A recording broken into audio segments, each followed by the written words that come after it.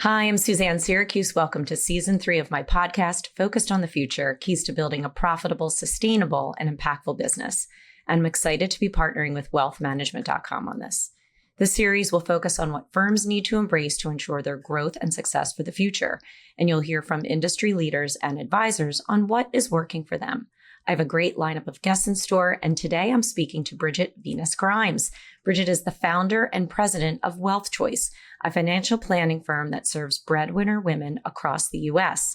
She is also co-founder of Equita Financial Network, an SEC-registered RIA that is a platform and community for women-led, fee-only financial planning firms. I don't know where you find the time to do all this, Bridget. Welcome. Thank you so much for being my guest, and I'm really looking forward to speaking with you today. Thank you so much for having me. Great. Well, if you have listened to this podcast more than once, you know that I started off with the same question each time. And I have a feeling yours is going to be super interesting because I do know a little bit about your background. But the same question, again, it's, did you always know you wanted to be a financial planner? How did you end up owning your own firm and being within the wealth management industry? Yep. So the answer is no, I did not always want to be a financial planner.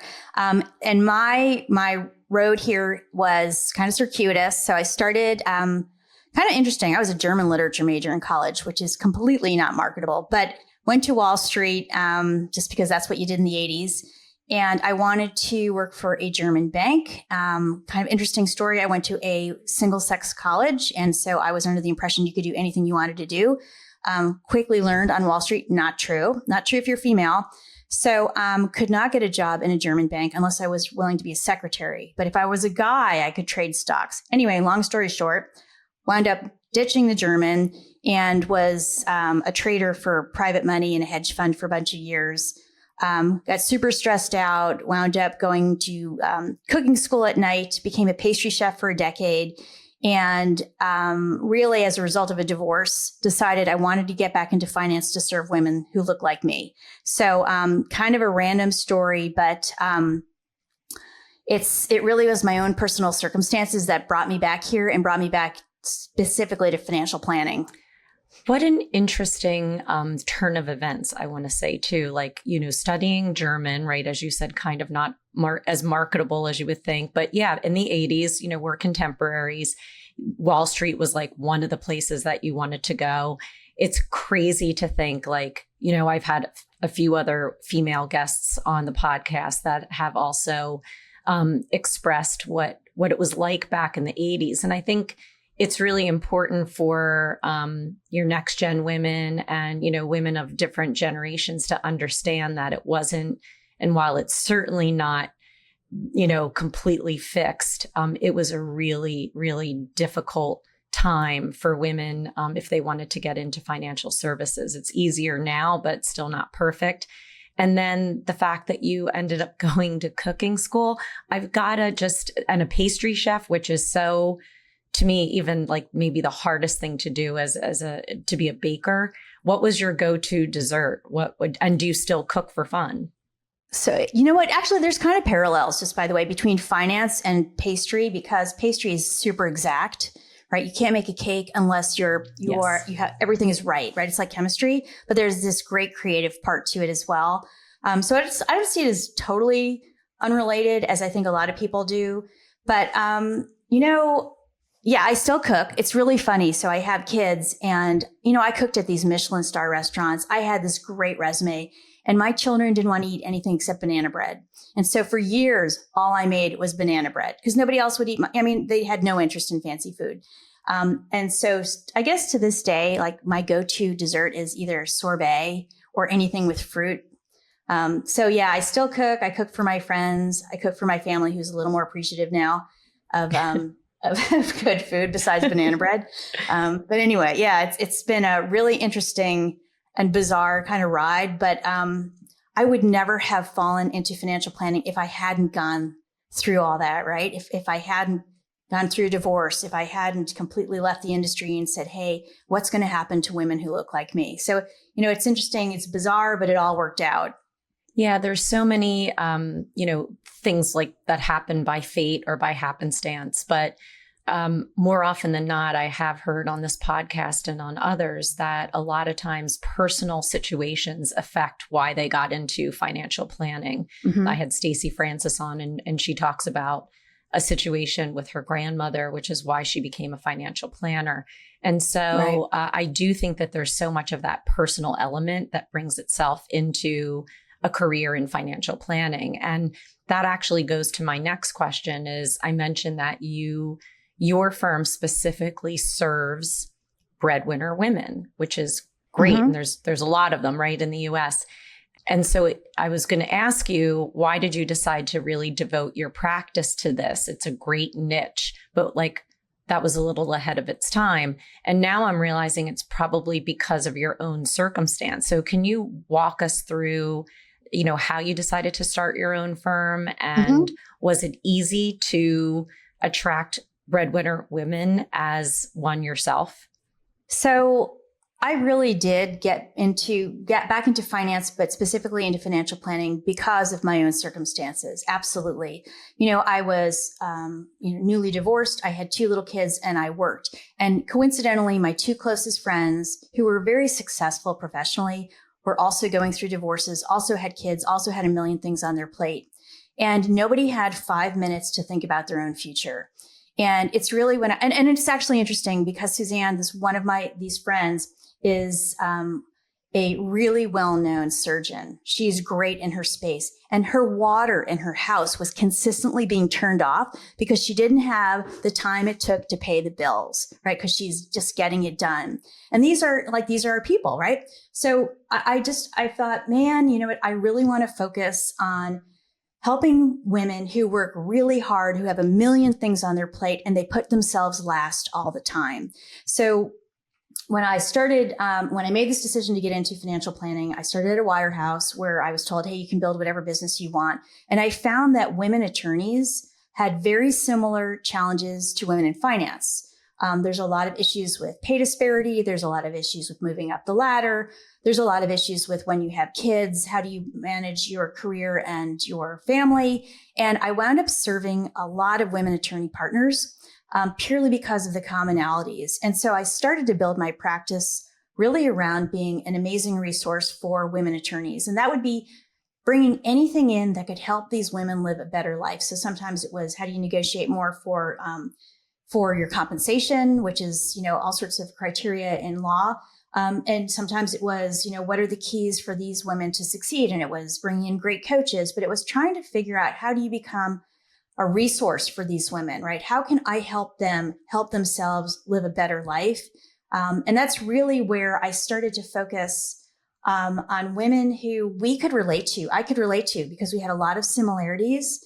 And over time, my focus and my niche kind of expanded a bit. So we do still serve a ton of women attorneys, but we also serve a lot of women in tech.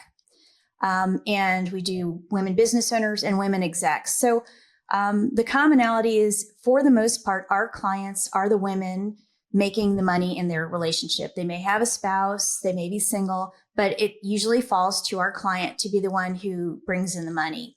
And she usually winds up with a million things on her plate, even if there is a spouse, because we know that that's what still happens with women, right? They still tend to take care of most of the stuff at home. So the practice and the niche kind of evolved a bit over time.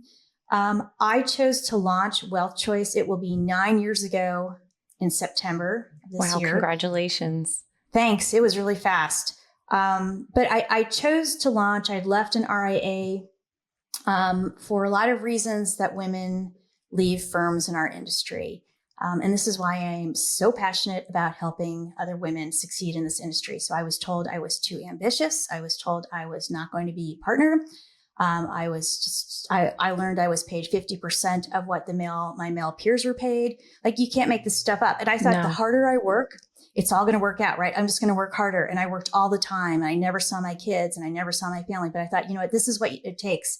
And I finally got to the point where I realized that was not going to work for me. Our firm was basically, my role as a planner became a revenue source. And it wasn't really why I got into this. I got into this to help women to make a really big difference in their lives. And it became more focused on how much revenue can I generate for my firm. And so I did a lot of soul searching. I spent a year of due diligence and trying to figure out like what happens next. And in the end, my answer for staying in this industry was going to be, I run my own firm. And that is why I launched WealthChoice. I love it. That's such a great story in terms of how you ended it, not necessarily the process of getting there. And it's really crazy because a lot of times I talk to people, I do a lot of work in this space, as you know, around advocating for women. And, I have a ton of really great male friends in this industry, clients in this industry. And sometimes I hear, well, isn't it better now? And, why is that so important to separate it out from a community standpoint? Why are there women events, et cetera? And I was like, you don't understand because it still happens. Maybe not as much, but it still happens. I was in an event a few years ago, and it was a women-focused event. And I had done a panel. And after I had two, and these were young women that had come up and they said, they were explaining their situation at their firm and how, and these were RIAs. It's not like it was the big bad wirehouses. These were RIAs. And that, one was scared of getting pregnant because of what that would mean for her at her RIA in her career. Another one was she was the only woman and she had no mentor, no one to talk to. They ended up both in tears. And I'm sitting there thinking, it was like a couple of years ago, this is 2023 and this is still going on. So I do think you highlighting your journey and that that was 9 years ago. You mentioned what went on in the 80s and now in the, 2020s, this may not be as prevalent, but it's still happening. And so bringing these conversations to light, I think are really important. So thank you for sharing your story. And I do think that you sometimes have to go through all of this in order to find your rainbow or the pot of gold at the end of the rainbow, right?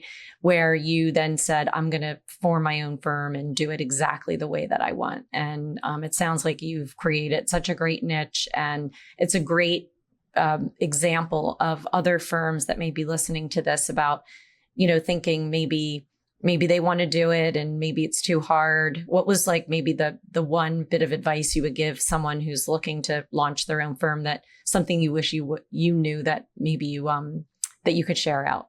It's interesting because I did not have a mentor. I've never had a mentor, right? I never had someone who advocated for me in all these years of working in this industry and beginning. And I think that that's a real shame. And, those young women, I think that what we really lack in this industry is community where we come together and we support each other. And I feel so strongly that those of us who, we've cut our teeth in this industry, we've been very fortunate, things have worked out, we made our way through, and now we get to help those women behind us. Because when you look at the numbers, there's, the numbers of women planners, they really haven't changed over time. And this is, part of this issue, is retention. Women come and women go. And it's a real shame because this is an amazing industry for women. I think this is just a great industry for women, but we have work to do here. We really have work to do. And I think this is where people like me, like many of my peers who have been through a lot, who have managed to make it happen, this is where we get to help those other women and try to change those numbers. Yeah, couldn't agree more. So I hope that by sharing your story on this podcast, and I know you're a CFP ambassador, so hopefully maybe through the CFP board too, just people hearing your story and realize that it still is happening and how they can correct that. And speaking of young women, I know you have an amazing program focused on rising professionals. And I think other firms, quite frankly, could follow this model. As I was looking at it on your website, it's a really smart way to approach reaching the next gen investor, maybe before they have all those assets. So can you talk a little bit about what this program is, who it's for specifically, and how is it working out? Sure. So we launched Rising Professionals last year for a couple reasons. One is we had brought together our top clients for a client advisory board. And these clients are women I've worked with, many of them for 15 years, and most of them have young adult children. And we're always focused on how do we enhance our client experience. And one of the things that came up repeatedly was, hey, we would love to see guidance for our kids, right? So how do we get them to start life making the right decisions right out of the gate? So we started to explore that. I also brought my daughter in, who is, Gen Z last year. So it's been a year and a half, as associate planner is what we call her in my firm. And so Marnie is 28, and she is the perfect person to be serving these folks who are pretty much peers. I thought this was a great opportunity to have her spearhead this area, because I think people work better with people who look like them, right? I mean, it's why I serve Breadwinner women.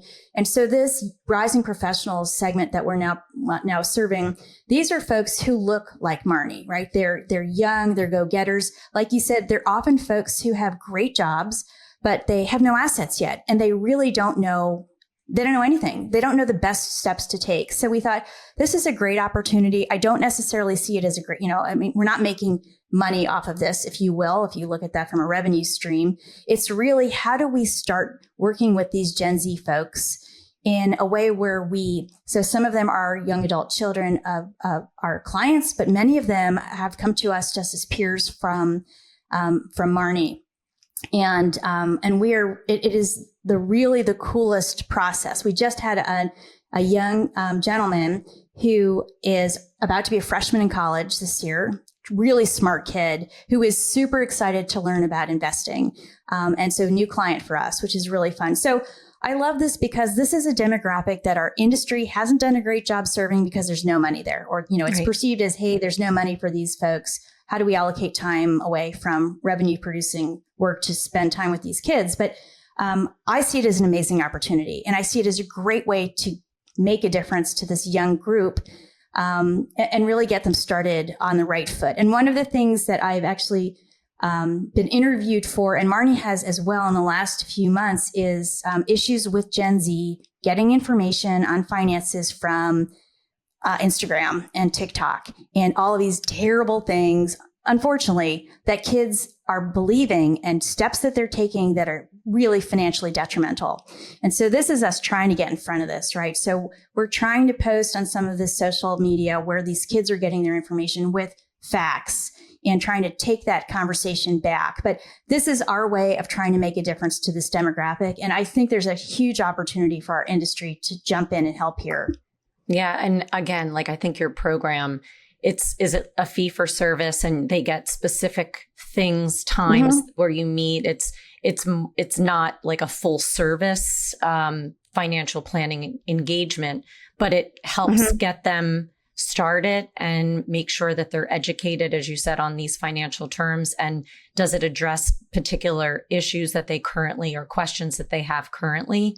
How does that work? Give me a scenario. Yeah, it does. And, so obviously it's not the big knockdown, drag out financial plan that we do for more complicated clients, but we still do have a lot of those conversations up front with these folks. And oftentimes it's, I've got a 401k. I don't know what to do with this. There's only so much money because these are young adults. They've got a million competing expenses. So it's really helping them figure out, okay, how much can I carve here? And why should you actually contribute $50 or whatever it is to your 401k? What is the power of compounded interest? And really educating them on budgeting and, basic investing strategies. And how do I save money for all these things that are important to me? I want to buy a house. Maybe I need to buy a car. Maybe I'm moving to another city that's super high tax. So it's a lot of the things that younger people, that in our younger lives we had to think about. So it's often very different goals than my more established older clients. So we really are helping them just the way we help more established, complicated clients, but in a dialed back way, and with, on different goals that they have.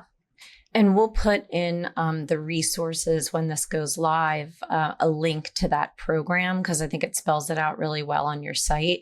And I think it's a great way for firms to think about how they approach the next generation of investor, So that's fantastic. And then you're going to have clients for life because you provided that service early on.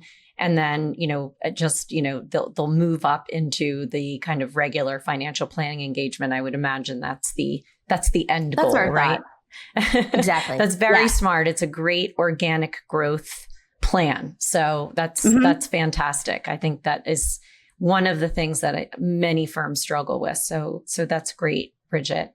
So in addition to you being an advisor and owner of WealthChoice, you also co-founded Equita Financial Network, which is a turnkey platform that includes a lot of resources that helps firms, individuals run a comprehensive financial advice firm. And it's designed specifically for female advisors. So I think I know maybe the why you started it based on your own experience, right? But was that the catalyst? Was your own experience and you wanted to help others? It sounds like you've got a very robust planning business yourself. Why did you and your co-founder, Katie, start this? Yeah, that's a really good question because there's a lot of stuff going on. So, when I launched WealthChoice, I was a small solo firm and you're just out there by yourself. And there is so much to do when you run a firm. So you had mentioned this early on. Hey, is it hard for young women or for women at all, for anyone to run a firm? And the answer is yes, it's hard and it's expensive. And so I had launched my own firm. I was kind of tucking into another firm and they provided super basic support. And I knew of this woman, Katie Burke, who had also done a similar thing, right? She'd run her own firm and we just became our own community. We just, you are truly alone when you're a solo. So we just started to reach out and help each other. And hey, how would you solve this client problem? And what does your deliverable look like? And we became our own community. And we decided at that time, hey, what if we come together and what if we share all of the resources for our firms and economies of scale? We're going to have access to better stuff. It'll be less expensive for us. And we have our community. So we spent a really good amount of time, probably at least a good solid 12 months, putting together this whole platform. And we did it for our own firms. And in the course of this year, we talked to so many other women running their practices. And we said, hey, what would be, if you had the ideal situation, what would it look like? What would the resources look like? What would your community look like? And we decided that we were going to make this available to other women. And both Katie and I left our employers for similar reasons. We both felt marginalized. We both felt like if we didn't launch our own practice, we're done, right? We were finished with, we were frustrated. And we chose the option to stay in on our own terms with our own firms. And so we see what we've done as an option for a lot of other women. And so maybe there are women out there who have launched a business and there is so much to do in addition to serving your clients that it's very hard to scale. Or maybe you just don't even know the first way to get started. You just know that you'd like to do this, run your own firm, but what does that look like? Or maybe you're out there and you're running your own firm and you're alone and there's no community and that's terrible. So there's a lot of reasons we thought other women would want to join our platform. And then 7 years ago, we launched Equita Financial Network. And it really is a labor of love, right? I mean, we truly do this because it has helped our firms immensely. It's helped us personally, by having this community. And I can see when someone joins the platform, if your goal is growth, this is amazing, right? Because there's literally not enough hours in a day to run a company and do good client work. You just can't do it all. So the premise is we've put together every resource you possibly need that you can delegate to, except for the client work, right? Except for serving the clients, doing the planning, having that relationship, and then business development if your goal is growth. So that was why we brought it together, because we initially it was for ourselves and we saw the value for this with other women. And, over the years, I've become super passionate about retention of women in our industry. And like I said, not everyone is meant to run their own firm, but for those women who want to do this, and this is their way to stay in the industry and succeed and thrive, it's a great option. So that is Equita. Yeah, first of all, you hear, I keep hearing from your own experience, you've created businesses and created offerings to help others, whether it's clients, other advisors, or yourself. So, and I would think, and knowing that I've talked to many solo advisors, and most of them want to get in the business because they want to help clients and serve clients, not, HR and technology and all of the other things that I think you can outsource to a firm like Equita. So that was very smart. I love, again, you're being very niche focused. I'm a big believer on being niche, of serving female RIAs. So that's great. And, I know we've talked, because we're going to be on a panel in a few months on succession planning. And this is such a big topic in our industry right now, especially with so many advisors reaching a certain age with all of the M&A activity out there. You just keep hearing the term succession planning. So it's really critical for owners to be thinking about this, but most don't do it as soon as they should. It's kind of like you get to this critical breaking point, and then you start thinking succession planning. And I imagine your daughter is your succession plan, but that's not a common situation, right? So you created a succession planning offering as part of this Equita Financial Network. What is the process, and what are some of the top questions that come up regarding creating an effective succession plan that you're hearing from your current advisors? Sure. So the story with this succession plan that we just finalized, and it was years in the making, Suzanne, because we were looking for this cookie cutter solution, which is kind of what the industry has, right? It's some multiple of some revenue, and and that's what you're going to get for your firm. And it just never felt right to Katie and myself. Like we couldn't get our heads around this. Like, why as business owners, as people who have built these firms from nothing, who have served clients who you care so much about, like none of this ever felt right to us. So we really did spend so much time trying to figure out what would ideal succession plan look like for our firms and for the members of Equita. What really should this look like? And what we learned was it should look different for every single owner, every founder, because we all have a different vision for our firms. I started down this path a few years ago when my estate planner, for myself personally, said, okay, so Bridget, what's the plan for your business? Like, what's the ultimate exit for that company? And I had zero idea. I was like, I don't know. I guess I sell it. So I reached out to my peers. Actually, I reached out to NAPFA. I put it out there, and I got, no kidding, over 80 emails from peers saying, so Bridget, when you have the solution, let us know what that is. I'm not even kidding. So we started a whole NAPFA mix group to try to figure out, okay, how do we create what does a succession plan look like? And so what I learned, Suzanne, is there are a lot of challenges between people, founders, and finding the successor that they want, that they're comfortable with, that's going to work for them. And that whole exercise with NAPA, we learned that you can ask people what the most important priorities are for them in a successor, and they get stuck because no firm looks the same, right? They may be registered in a specific state. They may serve a specific demographic. They may have, a different investment solution. And people couldn't get past, we have nothing in common. And so when Katie and I were looking for a solution, we said, well, first off, every member on Equita shares the same resources. We're CFPs, we're financial planning forward, we're women-led firms. We share all of these resources, right? The custodians, the investment philosophies.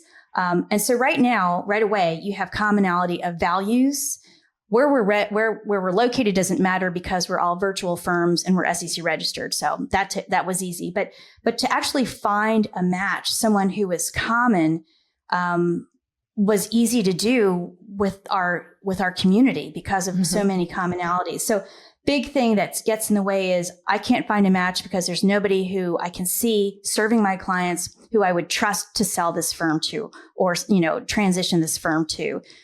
Values come up, right? Does the successor have the same values that I have for my clients? Because when you look at statistics for successful succession planning, what really matters to the founders is what's going to happen to those clients, right? I mean, that is a really big deal.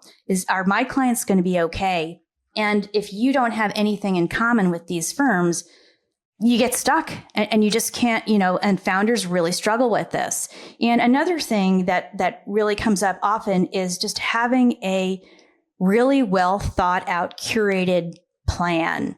And it's just not as simple as here's the multiple, have a good day, right? Here's your money and walk away. It's just not that simple. And so because every founder, my vision for WealthChoice is going to be different from anybody else's vision out there, right? For their firm, for their clients, for their family.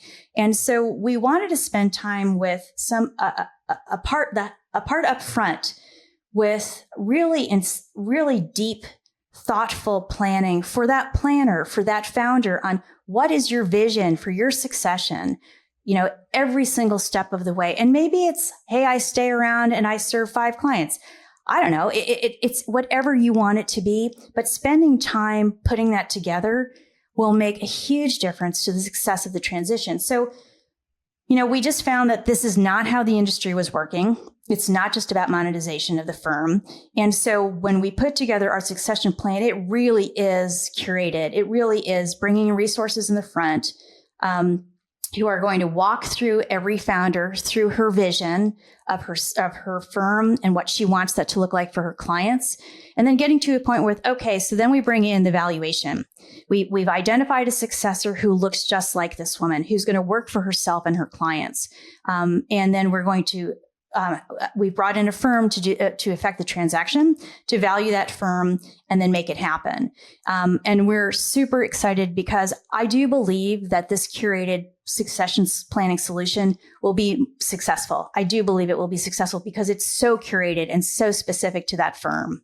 That's great. Congratulations. I think there's so much discussion around succession planning and very general advice that's usually given. Mm-hmm. But you're right. It's maybe one of the most emotional decisions that any founder or owner makes is who's going to take over this business when I'm not here, or who have I identified as my G2, and I'm going to be here for another 10 years, but I'm going to show this person the ropes, et cetera. You need to have that lockstep relationship with them as well.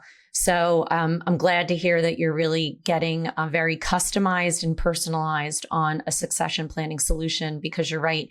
As they say, if you met one RIA, you've met one RIA. So everybody's goals, et cetera, are going to be different in the end. So congratulations on that. So this has been such a fascinating discussion. You've got such a wealth of information to share out, especially for female RIAs and advisors. So I can't believe we're actually at the end of our podcast, and I end it with the same question each time. And that's with the theme of the podcast in mind, focused on the future, keys to building a profitable, sustainable, and impactful business.